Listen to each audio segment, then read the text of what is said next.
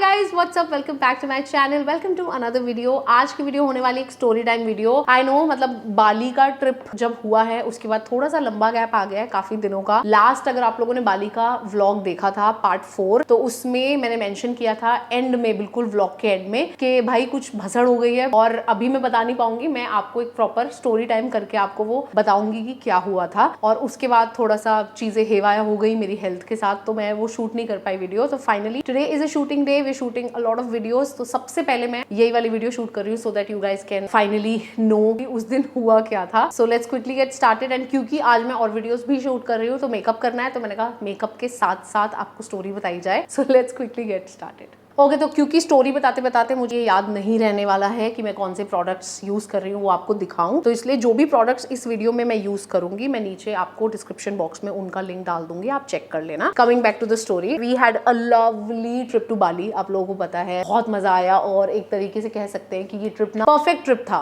Everything was going so great. And मैं कमू को भी बोल रही थी, कमू यार ये ट्रिप तो इतना परफेक्ट था, कुछ भी यहाँ पे प्रॉब्लम नहीं हुई। एंड अगर कोई छोटे मोटे स्ट्रगल्स हुए भी तो हमारा सब सॉल्व हो गया। तो this was the conversation we were having while on the way back। जब हम आ रहे थे वापस बाली से, हम लोग इंडिया लैंड करे। लैंड होने के बाद ऑब्वियसली घर पहुंचना होता है एयरपोर्ट से, तो हम लोगों ने कैब करनी थी। Right now we were also waiting for the luggage and साथ साथ हमें था कि कैब बुक कर लेते हैं। तो मैंने कहा कमू तुम एक काम करो, तुम लगेज की वेट करो, मैं कैब बुक कर लेती हूँ। तो आई यूज ओला। तो मैंने ओला से कैब बुक करी एंड देन जब बुकिंग हो जाती है उसके बाद यूजली ऐसा होता है कि ड्राइवर आपको कॉल करता है और बोलता है कि हाँ जी मैम मैं यहाँ पे खड़ा हूँ और ये वो। तो वो उतनी मेरी उसके साथ डिस्कशन हुई। देन कमू भी अपना लगेज लेके आ गया। उसके बाद हम लोग एयरपोर्ट से बाहर निकले और उस कैब तक गए जहां पे हमें उसने बताया था कि वो खड़ा हुआ है ना। अभी तक जितनी भी मेरी उससे बात हुई थी फोन पे कुछ सेकंड्स के लिए, he was coming across as एकदम अच्छा आदमी, जेंटलमैन। हाँ जी मैम कहाँ आना है, कैसे, ये वो, बहुत अच्छे से वो मुझसे बात कर रहा था। हम लोग गाड़ी में बैठे ना। कैब्स में मेरे साथ प्रॉब्लम क्या हो जाती है, जिन लोगों को पता है उनको तो पता ही है कि मुझे मोशन सिकनेस है।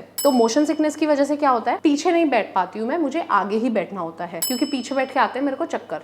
तो मैं हमेशा, कमू चला रहा है गाड़ी, कैब ड्राइवर है, कोई भी किसी फ्रेंड की गाड़ी है, तो मैं बंदे की मतलब बीवी पीछे बैठती है, मैं आगे बैठती हूँ। मेरी इतनी ज्यादा मोशन सिकनेस का मतलब बुरा हाल है।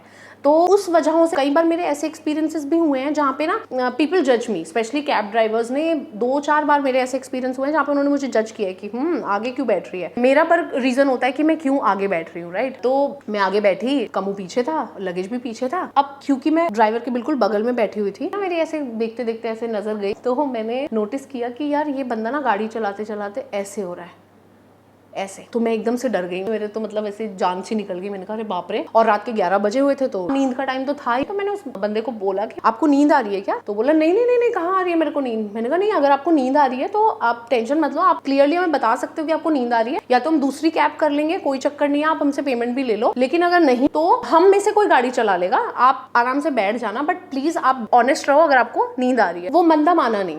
2-4 मिनट मैंने फिर उसे ऐसे नोटिस किया, तो मैंने देखा यार बंदा सही में नींद में था, वो ऐसे ऐसे झपकी हल्की हल्की ले रहा था। तो मैंने उसे बोला भैया आपको नींद आ रही है, मुझे लग रहा है आप आंखें बहुत ऐसे बंद बंद कर रहे हो, आप प्लीज गाड़ी रोको और आप अपने चेहरे पे पानी मारो एटलीस्ट। भाई वो बंदा माना नहीं। ओके, स्किन केयर डन हो गया। स्टोरी में आगे बढ़ने से पहले I am gonna consume my HK vitals biotin gummies. ये हेयर गमीज है। इन गमीज के अंदर बायोटिन है, vitamin A, C, E and folate है, जो आपकी हेयर की ओवरऑल क्वालिटी को इंप्रूव करता है। बायोटिन बेसिकली विटामिन B7 होता है, जिससे बालों में केराटिन का प्रोडक्शन और फॉलिकल्स की ग्रोथ बढ़ती है। सो जितनी बायोटिन की हमारी बॉडी को रिक्वायरमेंट होती है उतनी ना हमारी डाइट अक्सर पूरी नहीं कर पाती है। सो इसलिए these play a very important role there. बस एक गमी आपको एक दिन के अंदर खानी है, आप किसी भी टाइम खा सकते हो। मैं यूजुअली इसे लंच के बाद कंज्यूम करती हूँ, जब मेरा हल्का सा कुछ ऐसे टेस्टी सा लंच के बाद खाने को मन करता है। बहुत टेस्टी है, स्ट्रॉबेरी फ्लेवर में। इसको आप बाय कर सकते हो hkvitals.com से, नीचे डिस्क्रिप्शन बॉक्स में मैं लिंक दे दूंगी इसका। मेरा कूपन कोड भी है ज्योति10 for 10% discount on any product from the website. अगर और भी कोई प्रोडक्ट लेते हो उस पर भी आपको वही डिस्काउंट मिलेगा। चलो अभी बढ़ते हैं हम स्टोरी पे आगे। तो मैंने उसको मुंह धोने के बोला, बंदे ने माना नहीं। अब उसके बाद ना 2-4 मिनट बाद उसने गाड़ी की स्पीड इतनी ज्यादा तेज कर दी, ऐसे लगा जैसे कि वो सिर्फ जानबूझ के परेशान करना चाह रहा था। और ऐसे नहीं कि कॉन्स्टेंटली तेज ही चला रहा है, एकदम से तेज करेगा, बहुत तेज कर देगा तंग करने के लिए, और एकदम से फिर वापस धीरे कर देगा। 1-2 बार मैंने उसे बोला कि भैया जल्दी नहीं है, आप आराम से चलाओ, पर उस बंदे ने वो भी बात नहीं मानी मेरी। एकदम से कभी तेज कर देगा, एकदम से तेज ब्रेक मारेगा। अब उसके बाद ना मैंने सोचा कि अब मैं इसको कुछ बोलती नहीं हूँ, छोड़ो, मुझे लग रहा है मुझे जानबूझ के तंग करने के लिए कर रहा है। अब ये जैसे चलाएगा जाएगा, देखा जाएगा, एक्सीडेंट होगा, इसकी कार ठुकेगी, मैंने बोलना ही नहीं है अब इसे। जब उसने ये चीज रियलाइज करी कि अब ये मुझे कुछ बोल नहीं रही है, that's when he started doing the most disgusting thing he could, that was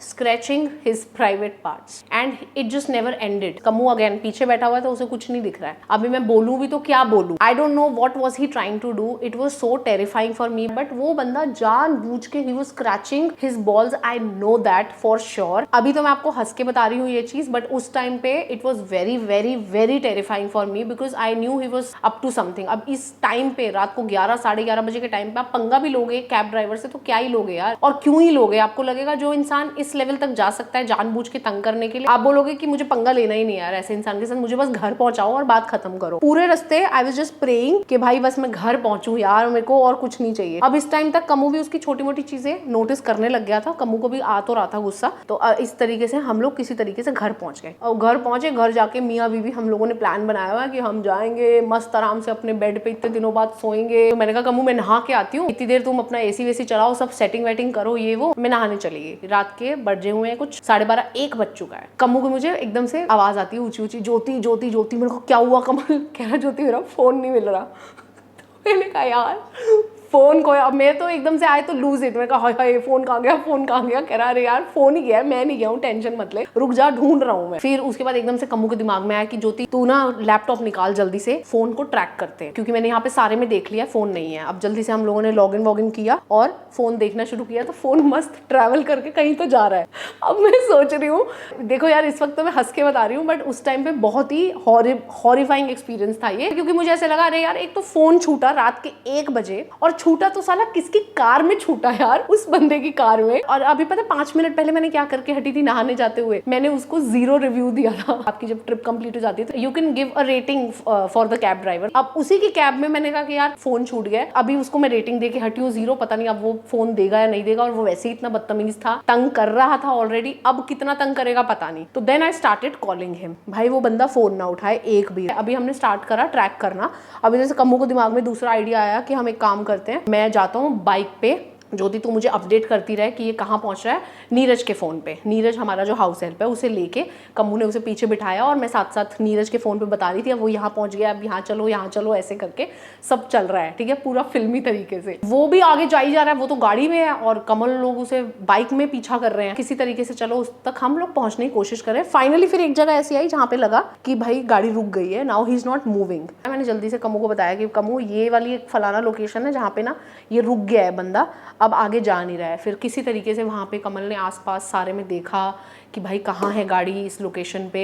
थोड़ा बहुत गली वली के अंदर उसकी गाड़ी मिली और गाड़ी पार्क थी। तो कम्मू सीधा जल्दी से उसकी गाड़ी तक गया और ऐसे दरवाज़ा खड़काया और फिर बोला कि भाई फ़ोन। तो पहले तो वो बंदा इतना ज़्यादा एकदम हैरान रह गया कि भाई ये लोग मेरे तरफ तक पहुंच कैसे गए, इन्हें पता कैसे चला मैं कहाँ हूँ। बट थैंक्स टू टेक्नोलॉजी यार कि हम लोगों को पता चल गया थैंकफुली। तो एकदम से वो डर गया तो उसने एकदम से फ़ोन पकड़ा दिया। भाई बंदा इतना हमें तंग किया है मतलब उस रात को कि हमारा जो ट्रिप इतना अच्छा जाने वाला था हमारा इतना घटिया हो गया वो ट्रिप एंड में, मतलब बस रोना ही बचा था। मैं पहले ही इतना ज़्यादा खुश नहीं रहती थी कैब्स वगैरह में जाके, अब तो मेरे को ऐसे हो गया मुझे जाना ही नहीं है कैब में। मतलब मैं ये सोचती हूँ कि अगर उस ट्रिप पे जहाँ पे ही was scratching his private parts या फिर वो इतनी गंदी गाड़ी चला रहा था जानबूझ के तंग करने के लिए, आधी नींद में था, अगर मैं अकेली होती तो मुझे समझ नहीं आ रहा है कि मैं उस सिचुएशन से कैसे निकलती। So it was a very horrible experience, that's what happened. Finally Kammu ने जब उससे फोन लिया मेरे को मैसेज किया कि ज्योति गॉट द फोन, तब मेरे मतलब ऐसे जान में जाना ही है कि थैंक गॉड चलो फोन तो मिला। आई नो मतलब मुंबई बोलते हैं कि बहुत सेफ है सब कुछ है, बट कैब्स वालों का यार बहुत बुरा हाल है, स्पेशली अगर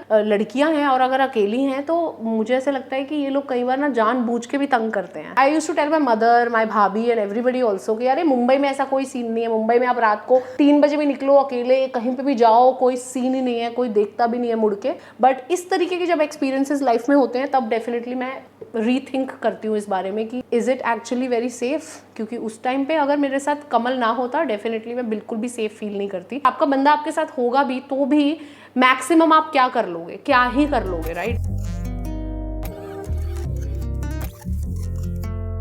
एंड क्योंकि फीमेल्स की सेफ्टी इतना बड़ा कंसर्न रही है हमेशा से हमारी कंट्री में कि आई थिंक इसके बारे में जितनी बात हो उतना कम है। हमेशा एक टेरर में जीना ईजी नहीं है यार। आज के टाइम में भी एक लड़की को अपने घर से बाहर निकलने से पहले 100 बार सोचना पड़ता है, स्पेशली रात को। एंड फिर कंपनीज लाइक ओला, उबर, जिन पे ट्रस्ट करके लड़कियां एक कैब में बैठती हैं, वो भी एक ऐसी सिचुएशन में कुछ नहीं करते या फिर नहीं कर पाते। I just hope later generations after us live in a safer environment than us. Bye.